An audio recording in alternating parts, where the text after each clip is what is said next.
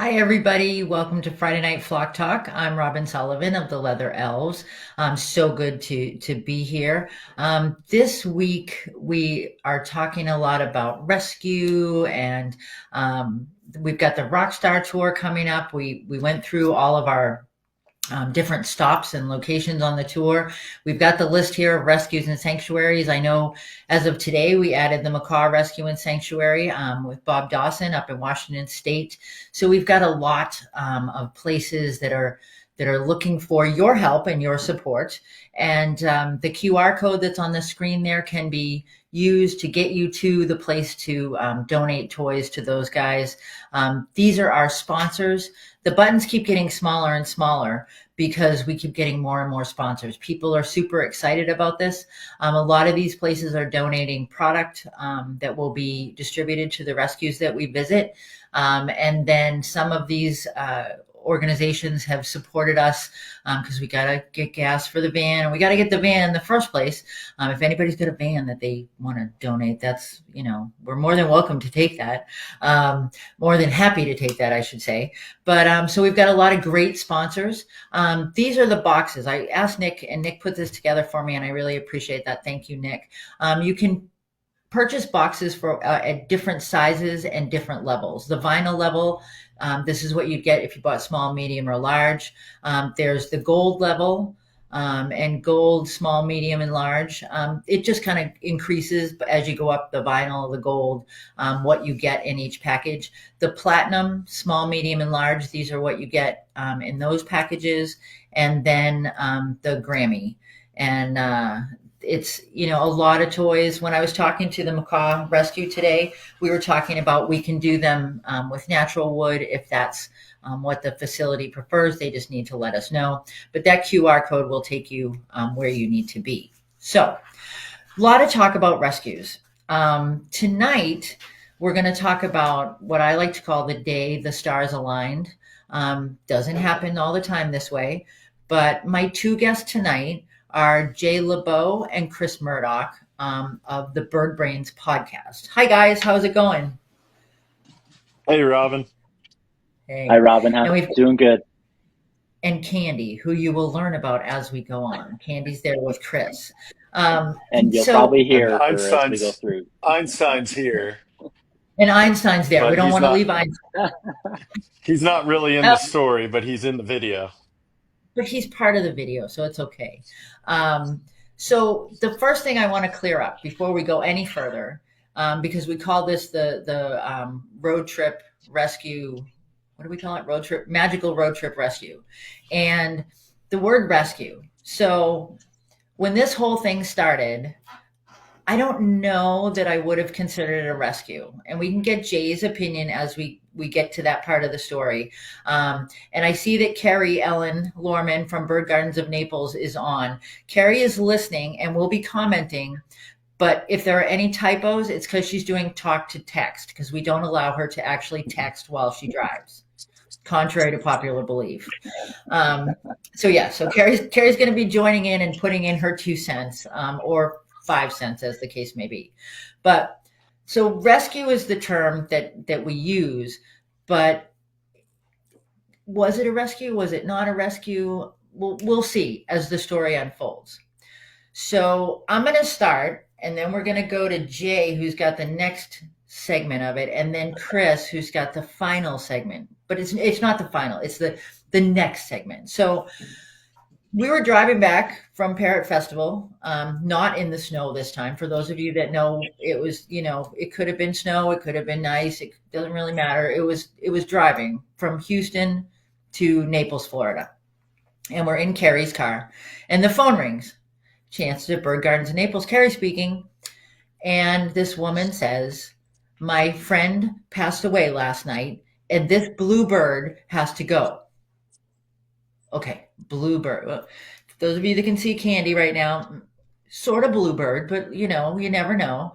So this bluebird's got to go. Well, okay. Well, how did you find Bird Gardens of Naples? And this is lesson number one for anyone who's doing any kind of rescue. Answer your phone. Because the answer was, we Googled bird rescue. When you find out where this bird was versus Naples, Florida, not the closest rescue, definitely not. But Carrie answered the phone. So, okay, so it fell in our lap. And she's telling us that the bird's really, my friend loved this bird, and I truly believe that. And we'll get Chris's opinion on how sweet this bird is. Um, but it was, this bird was great. She took really good care of it. Da da da da. But it needs to go because it's really not very friendly to everybody else. And her son just nope, not friendly. Okay, so I mean that's not the first time any of us have heard this story, like that kind of story. So, well, where are you? And she says, well, Tuscaloosa, Alabama. Alabama? Well, we're driving through Alabama, but not anywhere close to Tuscaloosa.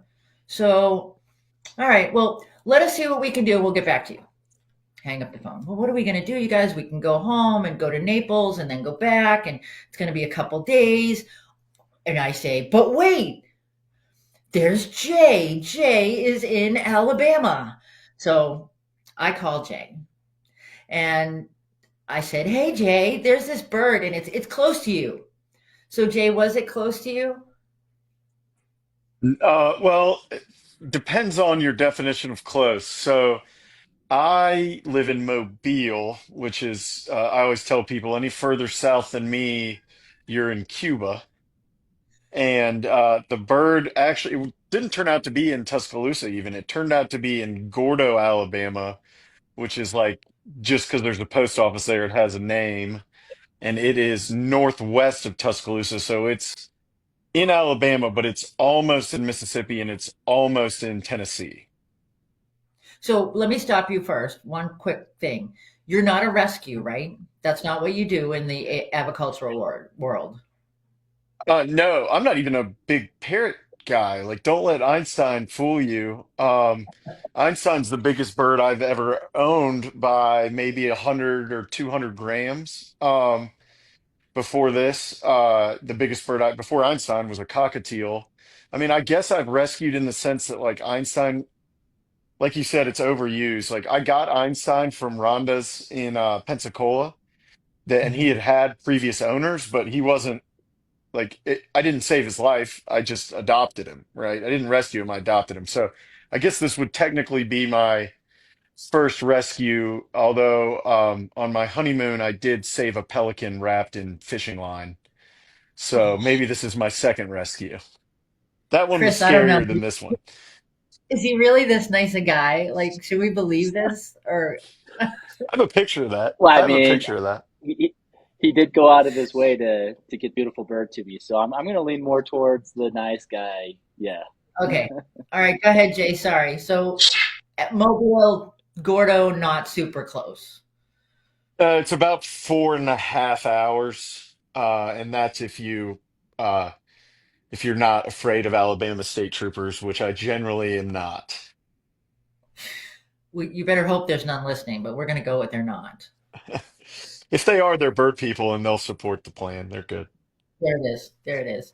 So, all right. So you get the call from me, and you're like, what went through your head? Was it, I have to have this bird. I want to have this bird. Where did you go from there?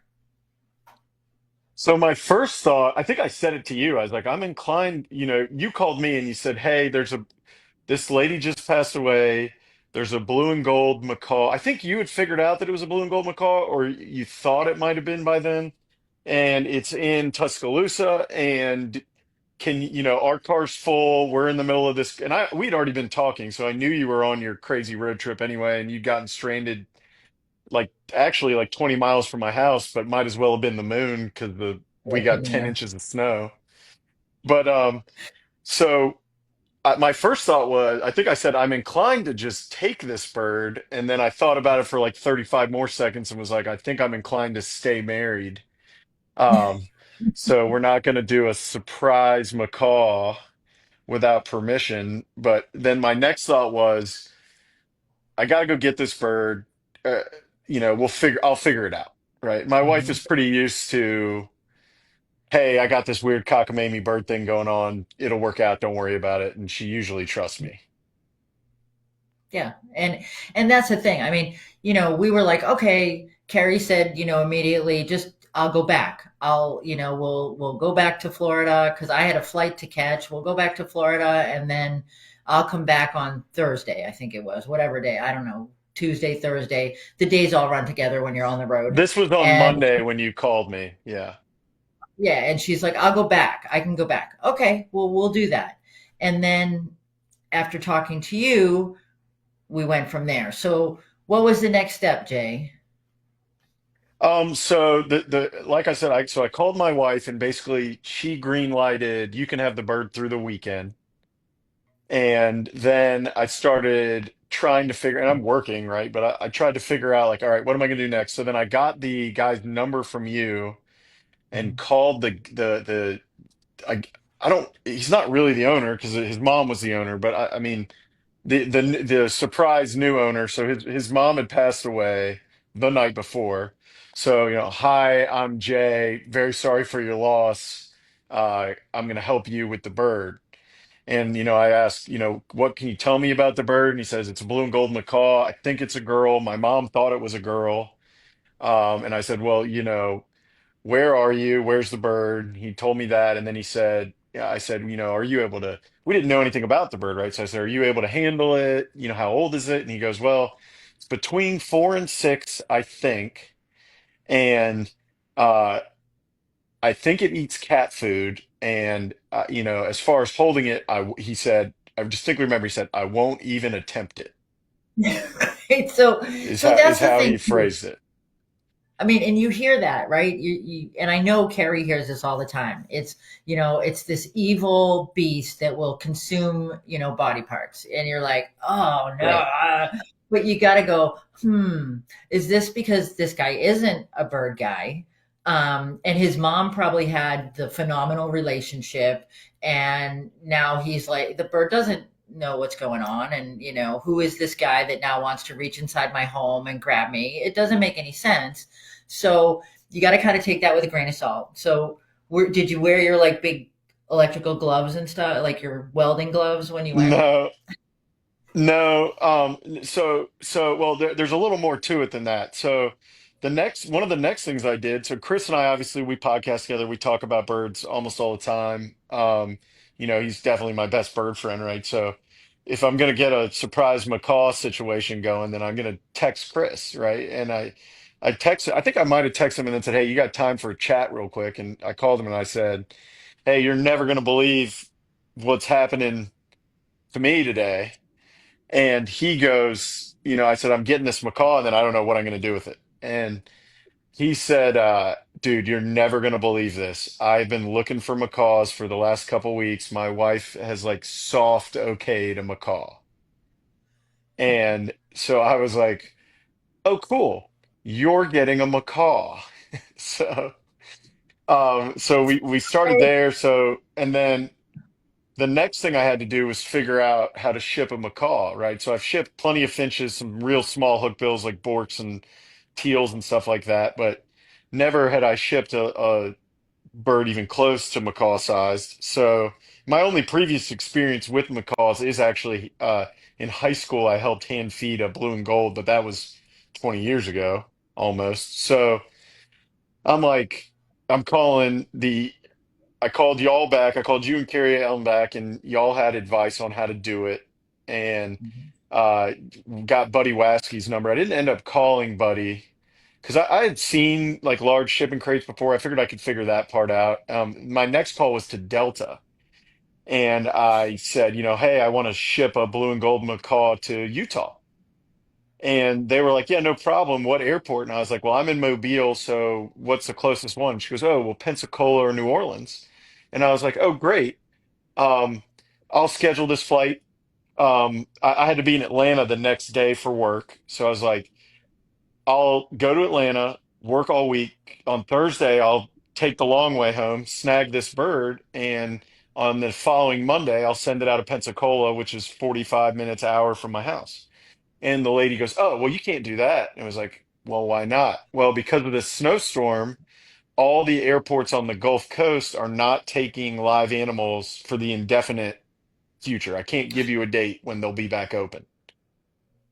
So Yeah. I was like, that's going to violate the only for the weekend rule pretty hard. Indefinite is not going to work. So then I asked, well, where are the closest ones? And she goes, well, Jacksonville, Florida. And I used to live in Jacksonville. I'm like, that's 6 hours away. I said, where else? She said, well, could you get to Atlanta? And I was like, I'm already going to Atlanta. Yes. So then I had to call the new owner back and say, hey, can you do tonight? And he said, what time? And I said, I think about 8. Right. And I was kind of fibbing. So because I couldn't leave work till like 5. And then I had to go to PetSmart, buy a carrier. I had to make retrofit it into a bird carrier in my garage. And then I didn't leave Mobile till like 6:15, 6:20.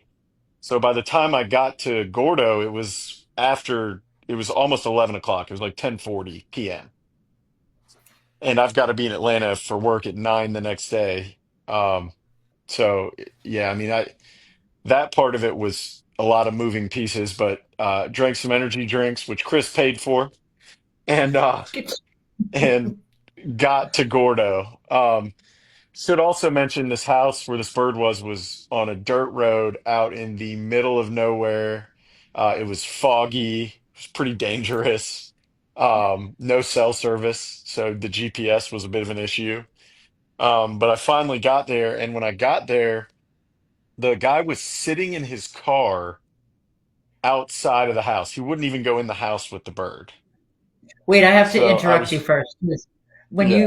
you told me about how it was, what was all over the road? Didn't you tell me there was something Oh like yeah. a bunch? Yeah, this is the weirdest thing. If anyone in this chat knows more about rabbits than I do, there were hundreds of cottontail rabbits in the road all over the place when I got within 10 miles of this house. And I don't know if it's because the road was warmer or something, but it was foggy. So I'm driving along on these dirt roads and I having to like swerve and slam on the brakes and dodging. I mean, it's the weirdest thing. I couldn't take a video because it was dark and I was trying not to kill myself by accident, but Are I we mean, there sure were it wasn't the hundreds of energy drink? rabbits. Are we sure it I'm wasn't sure the I had not energy had an drink? energy drink. I had not had an energy drink at this point yet. So Okay. it was just the most J- bizarre, surreal, like it's pitch black, no, the roads aren't lit, and there's just bunny rabbits all over I'm like, what is going on here? Jay, we need to get you to Utah and in the desert. That's a pretty common thing. They do come out to the roads at night, but sometimes it's weird, especially when you're not used to seeing something like that.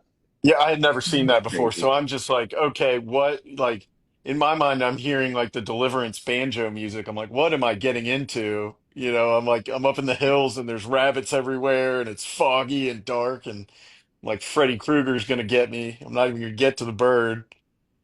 And I like all animals. I'm not trying to run over a bunch of rabbits. So it was chaos.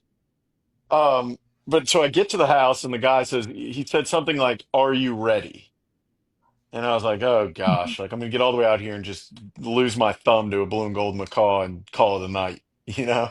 So, but I didn't bring gloves. I don't have gloves, so I brought a towel. Um, and when I got to the house it was a nice house, but it was full of stuff, like an episode of A&E Hoarders. And as soon as I opened the door, I heard Candy, go off. And there were a bunch of bird cages, a bunch of perches, and I was talking to him. I guess she had previously owned some cockatoos and some other big birds, and but all that was left in there was Candy, and she was in a massive cage, which is currently in my garage. That weighs probably it might be an old iron cage. It probably weighs at least 300 pounds, if not more. It's on wheels, but it's 6 feet tall, 4 feet wide, and 3 feet deep. I mean, it's massive.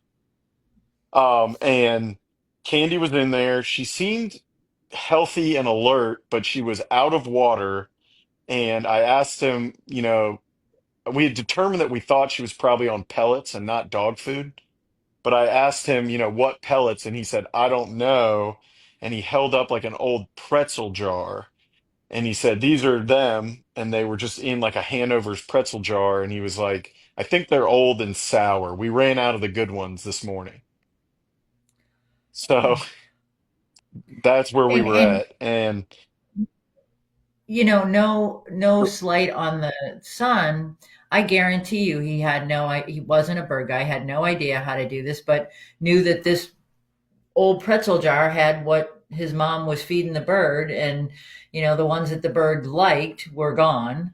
And it has to be overwhelming. I mean, thankfully, I've never been in that situation, but it has to be overwhelming to be suddenly responsible for this big bird. I mean, so so he wouldn't go near the cage, or no, he wouldn't even really go in the room. And he had I had a lot of thought about that. So, like, first of all, like his mom had just died, right? And so that's awful.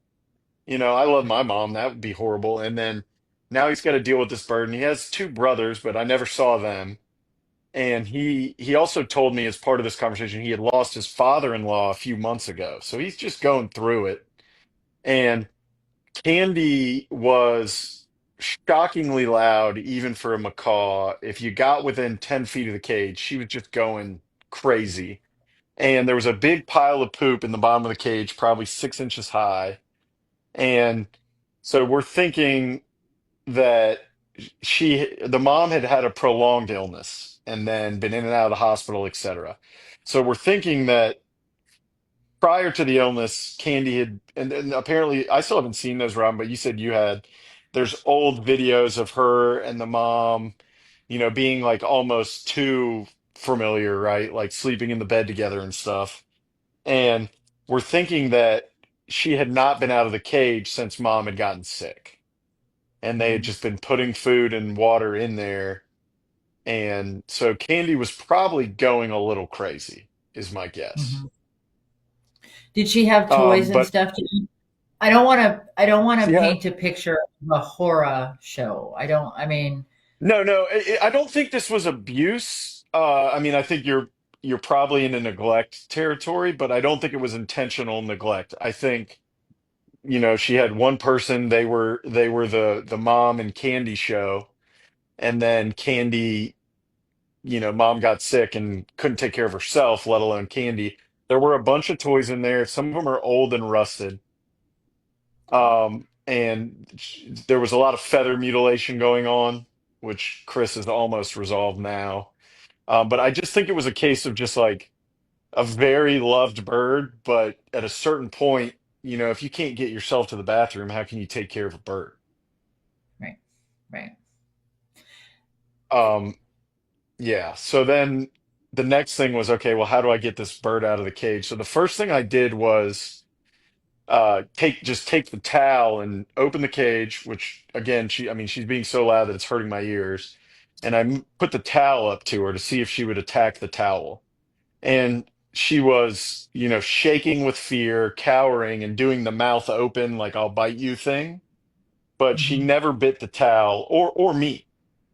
So then I'd said, okay, so I think it was like cage aggression, maybe, but not aggression's maybe not even fair, but like cage defensive. Sure. But I was able to use the towel and then a broom that was there to really gently. I got her to get out of the cage onto the ground, and then she started walking around the house, I think probably looking for her mom. It was like horrifically sad in that regard, and just squawking. And I finally got her to a corner, and then she just went right into the carrier. I was shocked by how easy that part was. I thought it was going to take an hour, and I probably had her out of the cage and into the carrier within 10 minutes, 15 minutes of being there. So Yeah. that was a huge win. And then he helped me load yep, there's the carrier. He helped me load the cage into the back of my truck, which I have an F-150. It did not fully fit. So we strapped it in. I had Candy in there. He gave me what was left of her food, told me I could take any other bird stuff I wanted, but I didn't have any more room for other bird stuff. So then starting at about 11:15 in the evening Central Time, started driving to Atlanta from Gordo, Alabama, which is like a 4.5 hour drive, plus you lose an hour. Oh, Um, so yeah. that that was tough. And that's where the energy drinks came in. And then, Chris was obviously, dying to hear, and I don't have cell service or anything. So, and I'm at this point, I'm also my gas light is on. So I Yeah. found my way out to a main road, got to a gas station, and while getting gas, called Chris and was like, "Hey, man, like she's really scared, but I don't think she's mean. Like I think we got a bird here." Hmm. So. So, so I mean, when you, we got to go back a little bit. So retrofitting the cage, that was something that, I mean, that was a pretty big deal, Jay. You want to tell people how you did that? Yeah, so went to PetSmart. Well, and as part of the Delta conversation and then talking to y'all, I had a good idea of what size I needed to get and what needed to happen to it. So I bought like I guess it's a dog carrier, but like in my mind, it's almost a cat carrier. Like I think it's 24 inches long, uh, 18 inches wide and 20 inches tall or so. So her tail feathers obviously were curled up, but she was able to get in there and move around in there quite a bit. And then because I'm a bird dude, I have a pile of wood in my garage. So sorry, neighbors, but at six something in the evening, I I measured the inside of the cage, sawed a log that would fit, and then drilled it into both sides of the cage, and then cut up an old bed sheet we had and zip tied that over all the openings, over the Hmm. bars, which is Delta requires. And then I took two of my D cups that I have for my birds and drilled holes in them and zip tied those to the front. And that, I mean, that's really all I did. I thought about putting paper or something in there, but I was worried, when I did this, I didn't know the bird, I didn't know anything, so I decided I would just leave it bare bottomed. I didn't want her to, eat a towel or some paper or something. Um, I didn't, so I just did the best I could in as fast as I could so that I could get to the bird. And luckily I'm handy and I mean, I build all my own bird cages and stuff. So that part of it wasn't super easy, but I figured it out. So, and how about dealing with Delta? We hear good stories, we hear horror stories. How was it? How easy was it to Well, do, or so, how difficult? so there's a piece in here in the meantime. I want to shout out my mom because so my mom has a degree in biology, loves animals, and and birds, and that's why I do too. So a whole other part of this was calling my mom and saying, "Hey, remember how I'm spending the night at your house this week? Guess who else is coming? I'm bringing a, semi-tame blue and gold macaw, and I'll be there at 4:45 in the morning. And, you good with that?" And God bless my mom. She just said, "I'll turn my phone on loud. Call me if you need me. Call me when you get here." So that worked Shout out! out well. So I got, go ahead. I said, shout out to mom. Yeah, yeah, That's she huge. rocks. I couldn't have done it without her. I mean, there's a whole bunch of people I couldn't have done it without. So the next day so I got Candy. I put her in my mom's basement bathroom and got her food and water set up, which she drank a bunch of water, so I gave her more and then, told her good night. And the next day went to work like there wasn't a giant bird in my mom's bathroom. Just checked on her. She seemed fine and went to work. And then that evening, got back. Chris and I kind of made our final plans because originally, I told Chris, "Hey, the following Monday you're getting McCall," and then now it's become. I think our original plan was the next morning, but Yeah. so like I would have gotten to Atlanta at almost 5 a.m. and gotten to Delta at 7 or 6:30 a.m. And by the time I got to Atlanta, I was like, "Chris, there's no way that I can take this bird to the airport in an hour. Like I'm gonna die." So we put a whole extra day in there, and then I had to call Delta, adjust the shipment date. But that part wasn't that hard. The over the phone part, I expected normally when I talk to people and say like I'm going to do something with a bird, people look at me like I'm a crazy person. And the Delta Pets hotline or whatever they have was The lady was just like, yeah, okay, macaw. Like she deals with it all the time. So that was actually pretty impressive. Good. But so now Wednesday morning, I got to the Atlanta airport pet cargo terminal at like 6:30 in the morning. They act like everything's normal. I've got to go through the metal detector. My belt sets off the metal detector, so I've got to put candy down. I've got to halfway disrobe, go through the security, which was I don't want to talk bad about Delta, but I could have been more impressed. And then we get back to the actual check-in process, and they're checking her in. They even put her through the X-ray machine, which that part stunk. So it's a giant X-ray machine because it's for all their large cargo. So like you could almost drive a car through it. And when they put Candy on it in the crate, they put her on like this pedestal kind of thing. Well, it's an X-ray machine, so those black curtains that hang down are made of lead. And so it knocked her in front of me, but at like 30 feet away where I couldn't go, it knocked her off the pedestal and she just fell like 2 feet down onto the conveyor belt. And so by this point, I agreed to do this basically because I thought it would be fun and a cool story. And by the time Wednesday rolls around, I'm like, I love this bird, and like Chris had said, I'm officially her godfather. So like in my mind, like this is my bird now. And I'm like, I didn't even want a macaw, this whole thing. And like now I'm like so attached to this bird that I'm like in tears. And I'm not a crier. And so I ran past the yellow do not cross line to check on her and got yelled at for that.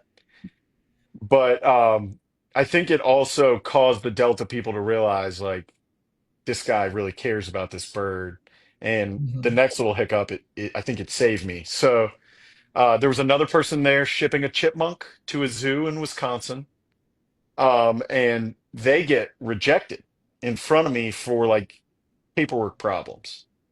And that lady's all upset, and she leaves with the chipmunk, and I'm like, oh, here we go. I'm gonna get rejected too. And I'm live texting Chris, and it's like 5 a.m. in Utah or 4 a.m. in Utah. I woke him up at one point. I don't. What time was it, Chris? The first time you had called me, it was like 4:15 my time in the morning. Yeah, so sorry about that, but trying to figure it all That's out. okay. So It was worth it. you you you got more sleep than I did. But so we so then we get all the paperwork done and I've even texted Chris like, okay, they're gonna take her. And they're like, yep, you're confirmed on the flight, no problem. And they're like, hey, do you have your letter of acclimation? And I was like, my letter of what? And they're like, it is going to be when she lands, it's going to be 40 degrees in Utah. And it's a new Delta policy that for birds that you have to have a letter from a veterinarian that says this bird can survive below 45 degrees. And I tried the like, yeah, come on, it's 5 degrees. Like, I'm obviously a bird expert. I'm obviously a macaw expert. What would I be doing here with a macaw if I wasn't? You know? And they were like, yeah, you need a vet letter. So luckily, and I'm not gonna, you can have my water. Luckily, I'm not going to, and I'm not going to give his name. I have a veterinarian friend that he's not a bird vet, but he does occasionally have somebody bring in a bird emergency or something, and he he and I will consult each other. Like last year, I had a finch that came to me out of the shipping container with a broken femur, and I was able to repair that. Like we consult. He's kind of my, I do most of my own veterinary stuff. I have a great avian vet here, but for the finches, there's most of the stuff I do in house. And so he said, I called him and I said, "Hey, I've got 20 minutes." And he knew nothing about this. Like, I've got a blue and gold macaw. I'm rescuing her. I'm at Delta. It's like 7:15 in the morning his time, and I need a letter from you for a bird you've never seen or even knew about until this phone call that says this bird is healthy enough to travel to Utah, and I need it in the next 20 minutes. And he said, "Well, I don't even have my letter like updated or anything." I said, Delta has told me what to write. They want it to be as simple as possible. I have my computer with me. I'm going to type up a Word document. And the Word document literally said, my name is Dr. So and so. This blue and gold macaw can survive in temperatures below 45 degrees Fahrenheit. And I emailed it to him. And by the way, he's on the way into his clinic first thing in the morning to treat the overnight emergencies. Vets show up in the morning and all the wonky stuff that's happened at night, they got to, first thing in the morning, that's all waiting for them in the lobby. So he Mhm. goes, "You got to get it to me fast or I'm going to be in surgery." So I typed this up in front of the Delta people, emailed it to him, and then I'm just sitting there waiting for like 8 minutes. And like the deadline at this point, I think the deadline, it's like 8:30 in the morning by this point, and the deadline for Candy to get on the plane is 8:30. Finally, at like 8:34, I'm just like, okay, I'll have to come back tomorrow. But I have to be at work at 9, so I don't know what I'm going to do with this macaw. I don't have time to take it home. So my best friend lives right near the Atlanta airport, so I called him. He has a newborn baby, he has a 6-week-old son, and I was like, guess what you're doing today? You're babysitting a macaw. And he was like, "Can we at least see how it'll be?" I was like, kind of no. Like, you're taking the macaw for the day. But then right then, my phone dings and there's the letter. So I turn around and I'm like, "I got the letter. I got the letter." And the Delta people were like, "Oh, well, we missed the deadline. Well, maybe we can get her on the next flight." And then the manager who has seen this whole thing go down from, across the lobby comes over and he says, "I got this." And he overrode the Delta system and gave me the extra 5 minutes. And I didn't even get to say goodbye to Candy. They were like, "She's going right now." They put her in one of those airport cargo trailers and she went to the plane. Wow. And so then I'm just sitting there like, I'm still filling out some of the paperwork after they've already taken her to the plane. I'm like, this can't be allowed. Like, I'm like signing like the security thing saying she's not a bomb or whatever. And I'm like, they've already got the bird. What in the world? So, and then I'm like, okay, I got to get to work. So as soon as they're like, you can go, good to go, I run, jump in my car, and like literally putting on my belt back on at the stoplight and just crying happy tears that for this whole saga that, my family, I was keeping them updated in the family text and they're cheering, and it's just like, I just meant this to be like a fun bird adventure and it turned into this whole saga. And I mean, I feel like I saved her.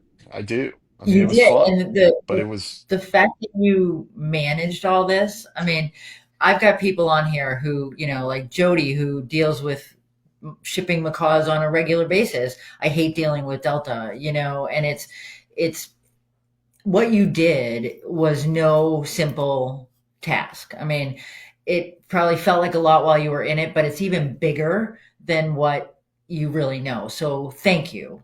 Um, so fast forward, the plane goes to Utah and makes it. And what happens then, Chris? Well, Jay was anxiously awaiting, so he was calling me before I even got to the airport. Hey, I think it's landed. Are you there yet? But no, the I was anxiously awaiting as well. I was, technically working that day, and I couldn't stop thinking about it. And I finally just told my wife I'm going like 2 hours early because I want to make sure I can get every. I've never picked up a macaw at the airport before, and I want to make sure everything goes good. And on the way up, I had picked up a couple bird stands and things that I can train her with and whatnot. So, but yeah, we got to the airport. Everything went good, and I get there and I'm like, hey, I'm here to pick up a bird, and the lady didn't seem to be super thrilled with her job that day, and she just kind of looked at me and she's like, well, do you have the flight ID? And I was like, no, I never picked something up there. So I'm calling Jay, hey, can you send me the flight ID so I could get her the information? And she's just staring at me like, hi, Candy, hi, hi. She's just staring at me like I'm a bozo that doesn't know what he's doing, which I really didn't. And anyways, Jay gets me the flight number, give her the information. She walks back, pulls. Candy had already been there. She pulled her right in, said she'd only been waiting there for a few minutes, which was great. And it was all heated. I mean, it was a cold morning there here in Utah, but she spent very little time out in the cold, which was great. And she brings the bird over in the crate, and I'm pulling down the cloth that Jay had put in there just to make sure she's alive. And the lady's like, "So what's in there?" And right then Candy squawks, and she jumped a foot back and was like, "Is that a macaw?" And it's like, "Yeah, it is a macaw, actually." And so then the five other workers there come run over, and they're peeking through the cage, and Candy was in great condition and definitely scared. I mean, she just got overnighted into put into a different cage and overnighted on a plane, and went through some pretty big changes, but overall very active. She was happy and healthy. And we got in the car, and on the ride home, I had her in the front seat with me, all seat belted together. And there was a few trucks that could see into my car, and you could tell they were wondering what in the world is in this dude's front seat belted in, this ginormous dog carrier. I pulled down the cloth on the side so she could see me on the drive home, and I could tell she was pretty nervous. So I didn't say much. I turned on the radio on the way home, and Bon Jovi, "It's My Life" came on, and she instantly started dancing. I mean, she was going up and down in the crate, bobbing her head, having so much fun. So that was really cool. I think she really enjoys music, and I was worried. I've got four little kids. My house is anything but quiet, and I was worried that she'd be coming from a really quiet environment to chaos. And she loves it. She has adapted really well, and loves it. But the funny thing, Robin, before I share these last few days with her, which has been awesome. Truly, it has been. And I think we're saying it's a bird rescue. For me, it's a bird miracle. I think I've always wanted to have a large bird. I've had birds my whole life. My dad had them. I've never had a time in my life where I've not been around birds. Mostly the smaller hookbills or your finches, your passerine finches. But like Jay said, I had a few weeks earlier talked with my wife of like, would you ever let me get a macaw? Like, everyone knows a hyacinth macaw. That's my favorite bird. It's the logo on my channel. It's the bird that I've always aspired to, and my kids know it. I mean, they always talk to me, "Dad, are you ever gonna get a macaw?" And so we were talking about it with my wife, and my wife does not love animals, which she must love me a lot because she's got a few hundred animals out in the backyard, and she really does put up with me and does a good job. And she told me, she's like, I know you love birds. She's like, I would, um, if that's something you really wanted to do, I would support you on it. So that's where Jay was talking about that soft green light that she kind of gave me.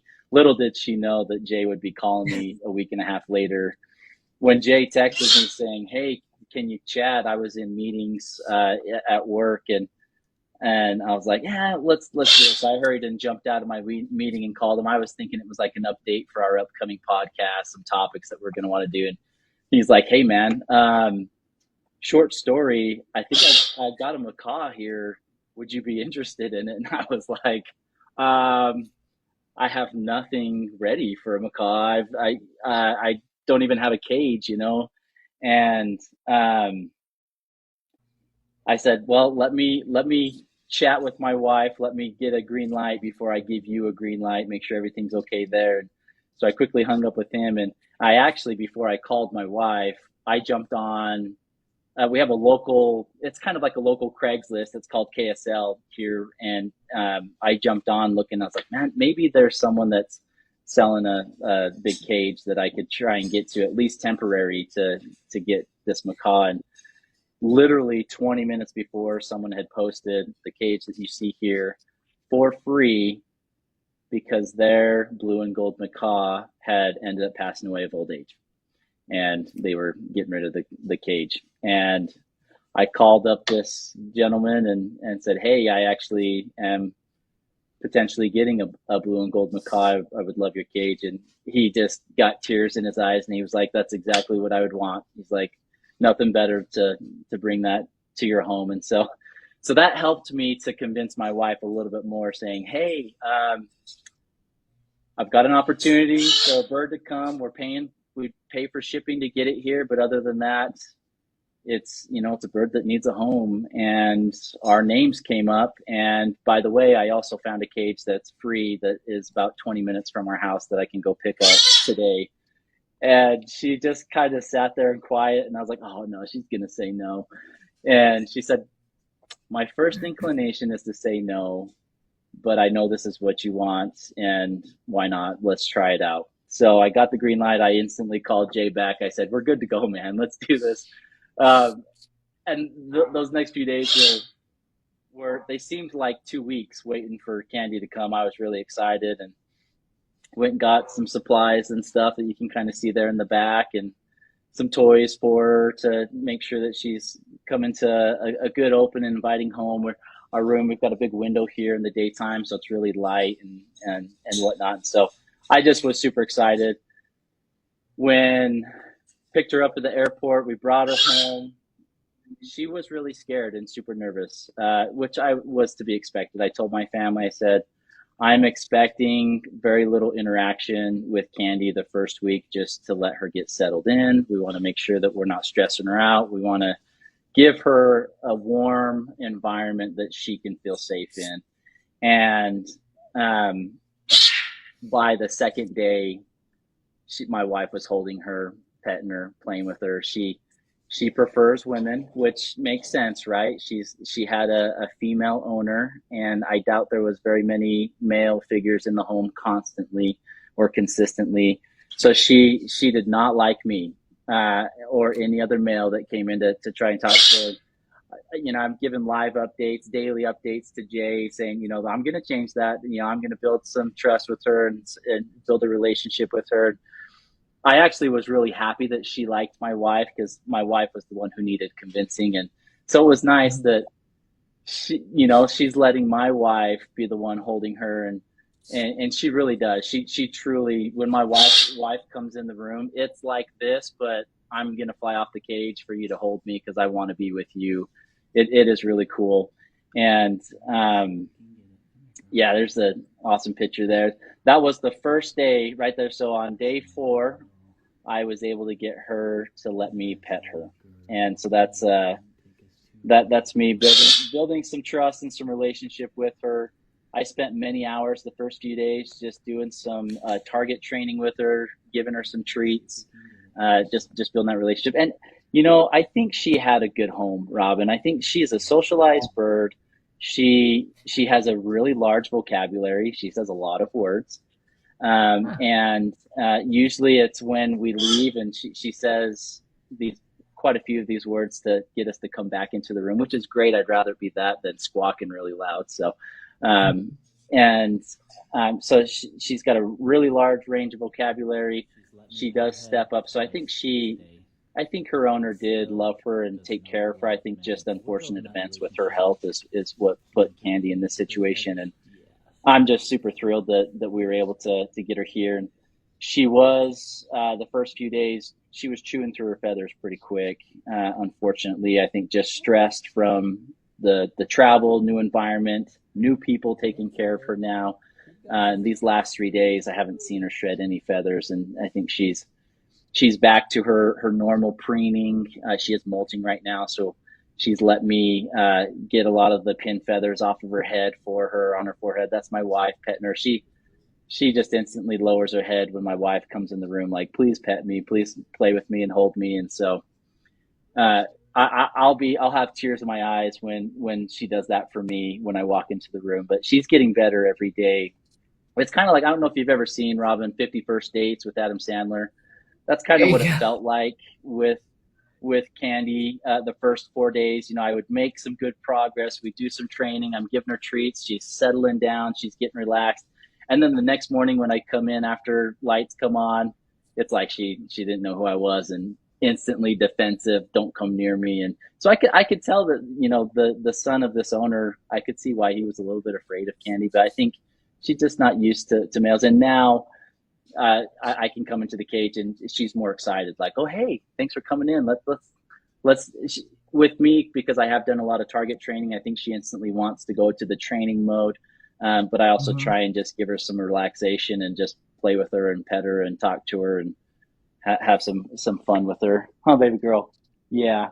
And Oh, good I girl. think too, it's a whole new setting for her. And if we can create our own story about what happened, but it sounds like she was probably in that cage in the woman's home, away from her Yeah. primary caregiver. So now she's acclimating to all of that. And you're absolutely right about, your wife being the female in her life. So I think you're doing amazing. And first of all, Chris and Jay, you both need to get your wives something amazing for Valentine's Day. Okay. They both gave you guys the green light when they didn't have to. So thank them for all of us, first of all. The other thing, I mean, Nancy Forrester, who has a Rescuing Key West, Nancy asked what pellets are you feeding her, Chris, now? So I am waiting. I know we've been working with Brandon to get some pellets in from Hari and with New Zealand. Currently, so the pellets that she preferred when we got in here were not very good pellets. I mean, they were from Your Pet Smart, and so I couldn't get her to eat anything else. But I did get in some pellets from Bird Tricks. I don't know if anybody on here follows them. They're from originally kind of Idaho area. They specialize in parrots and training parrots and feeding them. They've got a really good nutrition program. So I am slowly transitioning over to the pellets that they provide, and then a pretty strict fresh food regimen that I've implemented with her. So she'll get a bowl in the morning of fresh veggies with a couple fruits here and there. The fruits are more treats, but some fresh veggies. And then in the early afternoon is when I'll introduce the pellets as well for her to kind of have a pellet diet in the afternoon. And then I'll still leave any veggies in that she hasn't eaten yet. But these last 4 days, her appetite is starting to come back, and she's excited for the food and has been eating really well for us, which is great. And so, yeah, fresh veggies and the Bird Tricks pellets. Not sure if any listeners on here have ever used their pellets, and if you got any tips there, I'd love that. This is the first time that I've Pellets had are a, a so large bird. their So, pellets are a cold process pellet, so they're a little bit different from yeah, other pellets. I know the Hari Hagen Tropican and Tropi Mix are good. Um, Tops, if you can't get the Bird Tricks ones, Tops are pretty similar to Bird Tricks. But I think what you're doing is great. And Harrison's, who we're gonna send you Harrison's because Harrison's is on our tour, yeah, and we are going to stop by. We want to meet Candy in person, Chris. So we're going to come through yes, Utah and swing by and meet Candy if that's okay. please do. Um, Yes, I think it'd be awesome. I'd love to have you. And Leather Elves will be sending Candy some toys because you can never have too many Leather Elves toys. I'm just saying. But I'm but I agree. really I excited for that, agree. Robin. Really excited for that. yeah, and we do have a comment from Nick here. Nick says, happy for all of you. You may want to move that art behind her though, unless you want her autograph. Yeah, so I have pulled it out so she can't quite reach it. The angle here looks like she's a lot closer than she is, but yes, absolutely. We're making Yeah, and sure I that she I can't get also a hold wanted of to. it. I saw a comment a little while ago asking if I left her in the crate while she was in my mom's basement. The answer is no. I got her out. I let her play with me. She wouldn't ever let me touch her, but she would let me lay down on the ground next to her and talk to her and stuff. So she did not spend the only time she was in the crate was at night or while driving or while flying. So I just wanted to clarify that. No, that's great. And I think too, when we think about this is a really good example of how the birds that come into our care and that come into rescue and that come in, it's not their choice. Candy didn't say, "Hey, get that guy Jay to come pick me up, and then I want to fly across the Yeah. country and go to Chris's and live there." So even though they don't have any control, you guys created this situation that really worked. And I can't stress enough how it's that networking that happens. If the three of us are not in the same, we're all in aviculture, but we're not in the same part of aviculture. You guys do an amazing podcast. You're working with New Zealand on the Bird Brains box. I work with New Zealand. I work with toys, Perchville boxes. So there's just, but we've come across each other, and it's all of us are part of aviculture, and we're not in the same vein of it, but we all made this happen, and Carrie is what I mean. Carrie, if Carrie hadn't got the phone call in the first place, this wouldn't have happened. So I just think it's, the phrase teamwork makes the dream work. It's true. And it doesn't matter where you are in aviculture, working together is what really helps. The other thing that this brings up is planning ahead, having an exit plan. Candy's mom may have thought she had an exit plan. She may have thought that her son would take this bird, or her friend that called us would take this bird. I do you. So you guys both have aviaries. Do you have a plan for what happens if something, God forbid, Well, happens to either one? ours are each other, which is nice. So Yeah. we already share birds. We already have the very similar setups. We're really Chris is really my bird brother. So I've had the conversation with my wife. If I get hit by a train tomorrow, and Chris and I have talked about it, vice versa. If Yeah. Chris's wife calls me and says, hey, Chris got hit by a train yesterday, I know what to do. I'm going to Utah and I'm bringing a bunch of bird boxes and I'm sending myself back a bunch of birds. And, if when his kids get a little older and they say, I want birds back, sure. But we're lucky. I think a lot of people, I mean, we're we're like the, in the, you talk about you and I are in different veins. Chris and I are in the exact same vein. So I guess now I would have to get him a call too. But if Nicole knows how close Chris and I are, if something happened, Candy can come in. That's my godbird, right? She can come here. That's Yep. the original Yep. intention of That's right. godparents. So Mhm. that's our plan, and ours is maybe a little bit harder than if you have like just one big bird. I mean, you just talked about what we went through just for Candy. I've got Mhm. 131 birds right now. Right. Right. So, and Chris, I think, has a little bit more than that. So, Yep. um, realistically, probably Chris also has two brothers that keep birds. So realistically, we'd probably have to all coordinate together to get something like that figured out. God forbid, but as far as I know, Chris is healthy, so I think we're okay. Yeah. But that's our plan, right? And we're lucky to have that. And I mean, I think that's maybe a really good solution for most bird people. You go to AFA or talk to somebody, you find somebody close to you that Mhm. is, playing in somewhat the same game you are and say, hey, if something ever happens to me, you're my bird person, right? Yeah. And And Deb I says think, pet owners and breeders need plans, because sometimes pet owners assume that family will take them. Not necessarily. right. Breeders as well. You've got big collections. They need to go somewhere. And the reality of it is, most of these birds are going to live longer than us. So, Yeah, and um, that Robin, that's what I was going to say. Just I think it's a good idea to have a plan, but also it's important to understand what you're getting into, right? This wasn't a light, simple decision of, yeah, let's just take the bird. It's a free bird. No, it was a deep conversation with my wife saying this is a bird that is loud, messy, can bite your fingers off, and lives a very long time. Is this something that we are sure we want to get into? Because I want to be in it for the long haul, long term, right? And give her a long, steady life here with my family. And so taking that into consideration. Yeah. Jay, Do you like being? Yeah. Nancy says she has a big bird for you. So just in case. Nancy, we should, I think she means bigger than I'm that. good.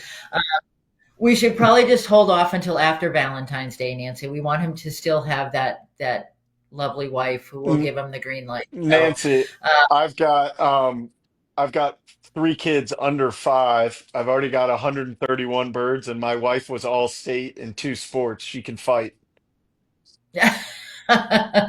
smart man, smart man. Um, Terry says there are no free birds. They always end up with an investment, um, be it emotional, physical, or monetary. And I think that's so true. But having a plan, All of the above. cooperating with all avenues of aviculture, working together. That's why when we do the rescue tour, we try to include breeders. We go to facilities that have big collections. We go to rescues, sanctuaries, whatever term we may, people may use. So I think it's all about working together. And I want to thank you guys for joining me tonight, and thank you for giving Candy a beautiful home. I think that's what it's all about. And it doesn't always happen this way. Chris had the conversation with his wife. Jay called Chris and said, "Hey," Chris said, "Oh my, we've been thinking about this." I called Jay because I knew that he was in Alabama and I knew that he was a bird guy. I was with Kerry because we were going to, we were coming from a conference. So it all fell into place just the right way. But in the chat is the link to you guys' podcast, right? The Bird Brains podcast. These guys are doing really cool stuff that you should tune in and listen to what they've got to say. So, any last words?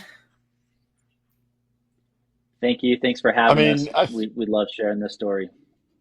Thank you. yeah, I think Um, birds rock, right? At the end of the day, that's what I always come back to. It doesn't matter, big, small, in between. Um, if there's a bird. We talked about this on our podcast a lot. There is a bird for you. If you're watching this and you're going, man, I can never do a macaw, Yeah, or I couldn't do an eclectus. Have you heard of the zebra finch? I mean, there is a bird for you. There's a bird for every person, and they're all awesome. I've never gotten a bird and thought, this one's a dud. No, I love them all. right. Same. so what those of you at home don't know is finches are a gateway drug. Just saying. This is very true, Rob. These guys are these It all guys are the started with deal. one bird. Right. All right, everybody, have a wonderful week. Next week, I will have the owners of Polybird on. We're going to make some connections for Valentine's Day and make some connections with your birds. So next week, February 14th, at 7 p.m., we're going to do a chat with Polybird. So everybody take care. Don't forget to support the Rockstar Rescue Tour. And those rescues there's a list on Facebook. So check it out. We have added a few since we posted it the first time, but everybody take care and have a great week. Thanks very much. Thank y'all. Thank you.